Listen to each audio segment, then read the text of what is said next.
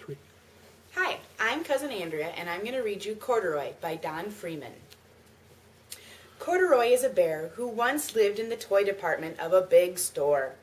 Day after day he waited with all the other animals and dolls for someone to come along and take him home. The store always filled with shoppers buying all sorts of things, but no one ever seemed to want a small bear in green overalls. Then one morning a little girl stopped and looked straight into Corduroy's bright eyes. "Oh, Mommy," she said, "look, there's the very bear I've always wanted." "Not today, dear," her mother sighed. "I've spent too much already. Besides, he doesn't look new. He's lost the button on one of his shoulder straps." Corduroy watched them sadly as they walked away. "I didn't know I'd lost a button," he said to himself.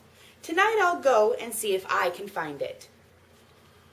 Late that evening, when all the shoppers had gone and the doors were shut and locked, Corduroy climbed carefully down from his shelf and began searching everywhere on the floor for his lost button. Suddenly he felt the floor moving under him. Quite by accident, he had stepped onto the escalator, and up he went. Could this be a mountain? He wondered. I think I've always wanted to climb a mountain. He stepped off the escalator as it reached the next floor, and there before his eyes was the most amazing sight. Tables and chairs and lamps and sofas and rows of beds. "This must be a palace," Corduroy gasped. "I guess I've always wanted to live in a palace." He wandered around, admiring the furniture. "This must be a bed," he said. "I've always wanted to sleep in a bed." And up he crawled into the large, thick mattress. All at once he saw something small and round. "Why, there's my button!" he cried, and he tried to pick it up, but like all the other buttons on the mattress, it was tied down tight. He yanked and pulled with both paws until, pop! Off came the button, and off the mattress Corduroy toppled. Bang! Into the tall floor lamp.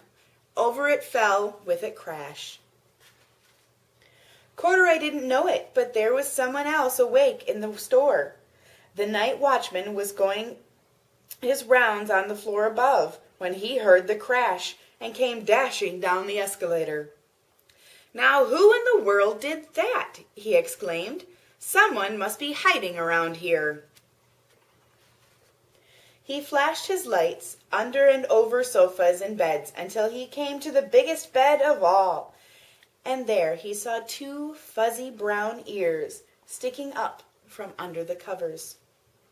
"Hello," he said. "How did you get upstairs?" The watchman tucked Corduroy under his arm and carried him down the escalator, and set him on the shelf in the toy department with the other animals and dolls.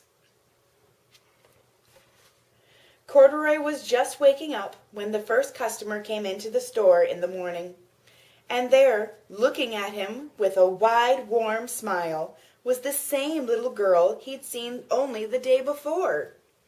"I'm Lisa," she said, "and you're going to be my very own bear. Last night I counted what I'd saved in my piggy bank, and my mother said I could bring you home."